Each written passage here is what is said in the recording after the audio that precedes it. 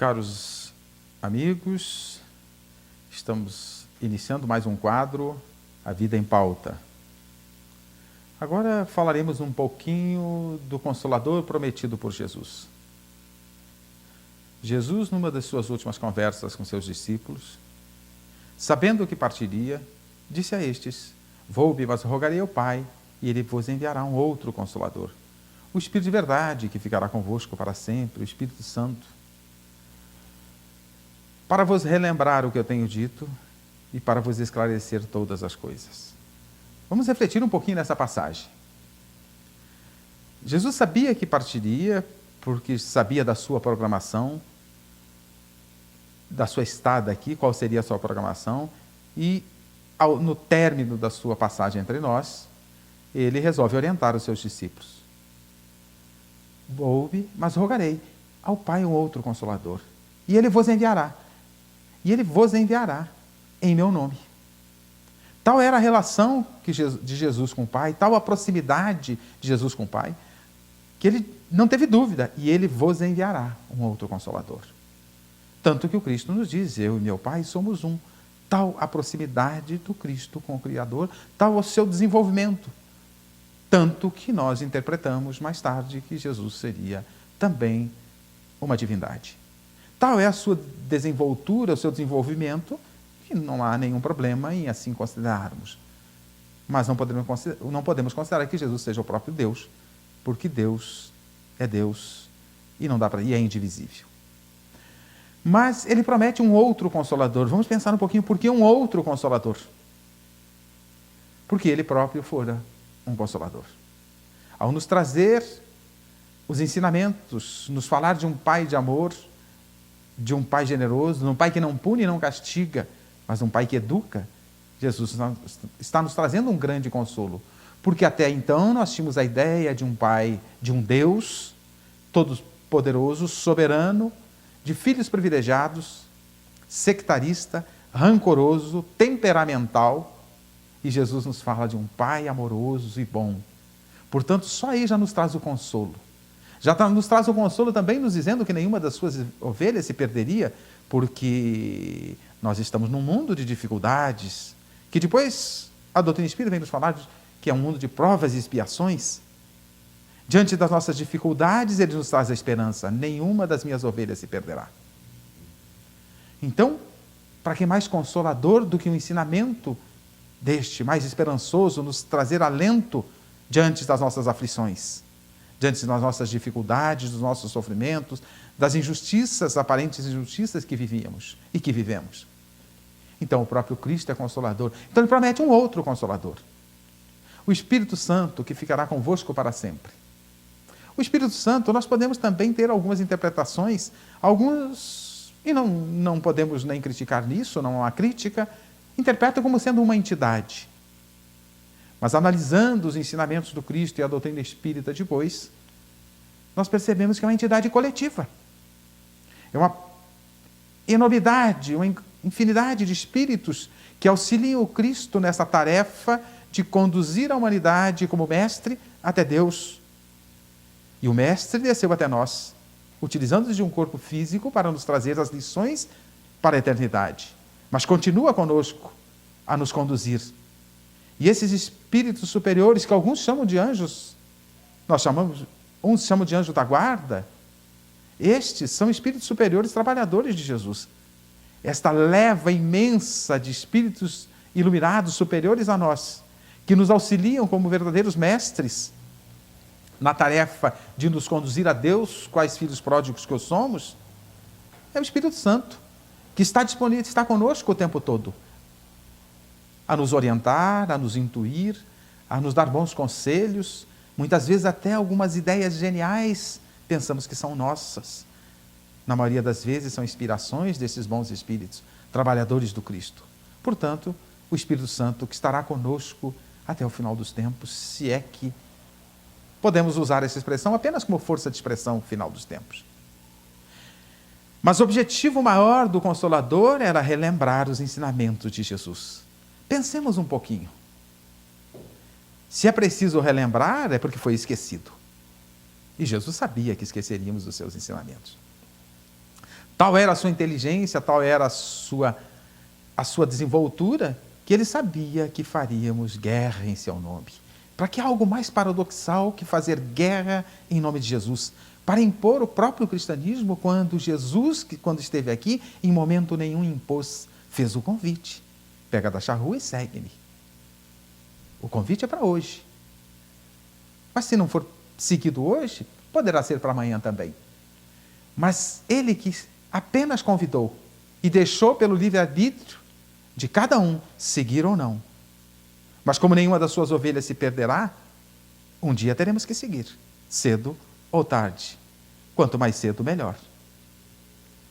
Fizemos guerra em seu nome, fizemos fogueira em seu nome. Para que algo mais paradoxal, para que maior contrassenso do que, em nome de Jesus, que nos falou de amor, falou de perdão, de perdoar os inimigos, amar os inimigos, fazemos guerra e fogueiras em seu nome. Então ele sabia que, lendo as nossas almas, sabendo da nossa infância espiritual, ainda infância espiritual, no início do processo de desenvolvimento, que nos perderíamos pelo caminho e perderíamos os seus ensinamentos. Então era necessário um outro Consolador para relembrar os seus ensinamentos. Mas também para esclarecer todas as coisas. Não é nenhuma blasfêmia dizer que Jesus não esclareceu tudo. Porque ele não poderia esclarecer tudo. Porque ele não poderia, por exemplo, antecipar-se à ciência. Então, muitas coisas ele deixou de forma vaga ainda. Deixou apenas o comentário. Por exemplo, há muitas moradas na casa de meu pai.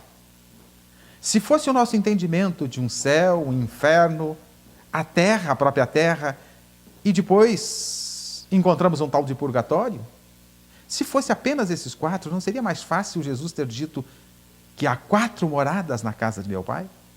Não, há muitas moradas na casa de meu pai. Se ele tivesse olhado para o céu e dito que aquelas luzes penduradas à noite no céu, a iluminar as noites do homem, eram moradas na casa do pai, por certo, os seus perseguidores, os fariseus de todos os tempos, porque hoje os temos também, por certo tentariam crucificá-lo mais cedo. Então ele disse, há muitas moradas na casa de meu pai. Não entrou em detalhes sobre o processo de como adquirir a perfeição, a sabedoria. Na conversa com Nicodemos, ele disse que era preciso nascer de novo, mas não entrou em detalhes sobre esse nascer de novo. Então era preciso novos esclarecimentos, porque ele não havia esclarecido tudo. Ele esclareceu o que era possível àquela época, e mesmo assim não foi aceito pela grande maioria. Então era preciso um novo Consolador. Depois que a humanidade desenvolveu um pouco mais, que a ciência adquiriu outros patamares, que a ciência começou a tomar corpo efetivo, era necessário, era o momento apropriado para um novo Consolador. E este novo Consolador vem pela fala dos Espíritos e pela codificação e orientação de Allan Kardec, nos trazendo a obra, a doutrina espírita, que está alicerçada num tripé: ciência, filosofia e religião. Esta doutrina codificada por Kardec, trazida pelos Espíritos, vem como um consolador, como promete Jesus, nos esclarecendo uma série de questões a respeito de nós mesmos. Quem somos, de onde viemos, para onde vamos, por que estamos aqui, por que sofremos, com mais detalhes. Mas Jesus já diz por que sofremos. A cada um segundo suas obras, ide não peques mais, para que mal maior não te aconteça.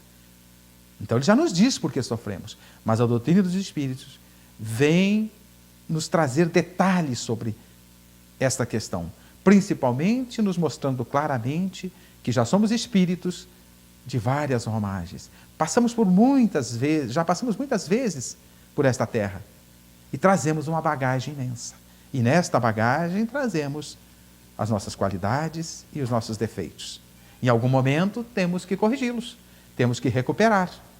Então, ela é consoladora a partir do momento que nos traz informações mais precisas sobre nós, espíritos imortais que somos. Mas também ela é esclarecedora. Até mesmo por isso, por nos trazer mais informações. Mais informações sobre quem somos, de onde viemos.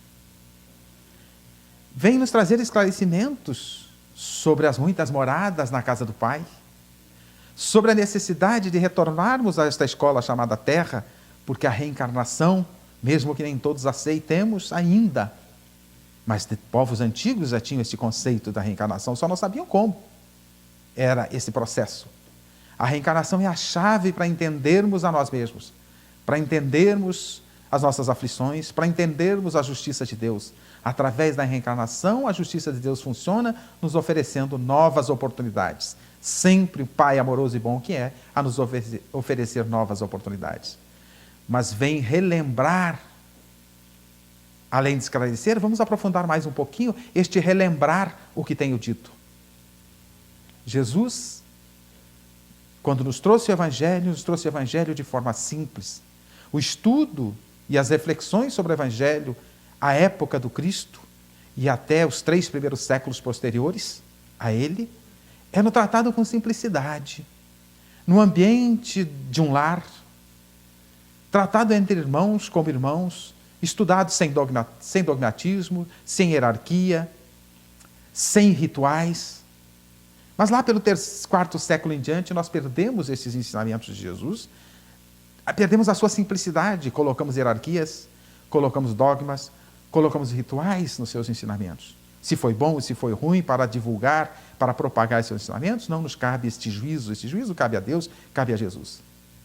Mas era preciso retomar os ensinamentos de Jesus na sua simplicidade, dos primeiros séculos.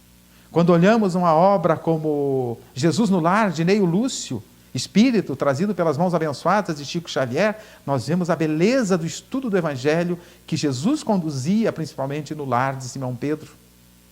Quando vemos obras de Amélia Rodrigues, trazidas pela mediunidade de Divaldo Pereira Franco, nós vemos também a grandeza do estudo e a simplicidade do estudo do Evangelho de Jesus, à época de Jesus.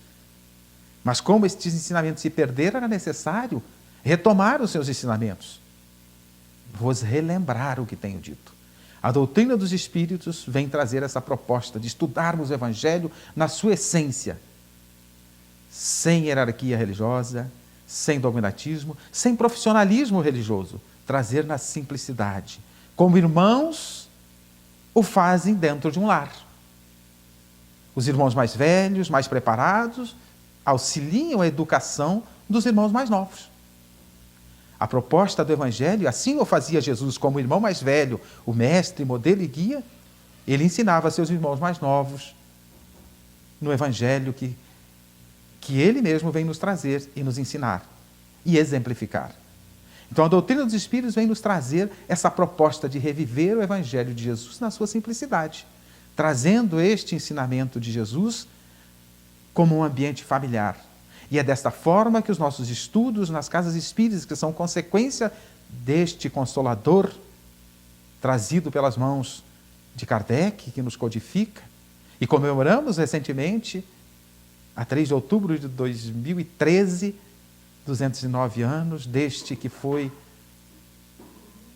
o abençoado, o emissário de Deus para nos trazer a terceira revelação. Primeira com Moisés, segunda com Jesus e a terceira com Kardec, cumprindo, e evidentemente com os Espíritos, cumprindo a promessa do Cristo de nos trazer um novo Consolador para relembrar todas as coisas, para relembrar os ensinamentos de Jesus na sua simplicidade, na sua essência e para nos esclarecer todas as coisas. Porque era preciso que a ciência desse mais alguns passos antes de outros ensinamentos chegarem ao nosso alcance. E eu pergunto, o que virá depois? Se não neste mundo, o que iremos estudar e encontrar nos mundos felizes, nos mundos angelicais? Porque um dia chegaremos lá. Nenhuma das minhas ovelhas se perderá, diz o Cristo. Eu acho que é a fala mais esperançosa que encontramos no Evangelho de Jesus diante das nossas aflições. Que possamos fazer uso deste Consolador, trazer o Evangelho de Jesus para a sua simplicidade e retomarmos o caminho do seu Evangelho conforme o Cristo nos deixou. Continue conosco assistindo nosso programa Espiritismo em Palavras Simples.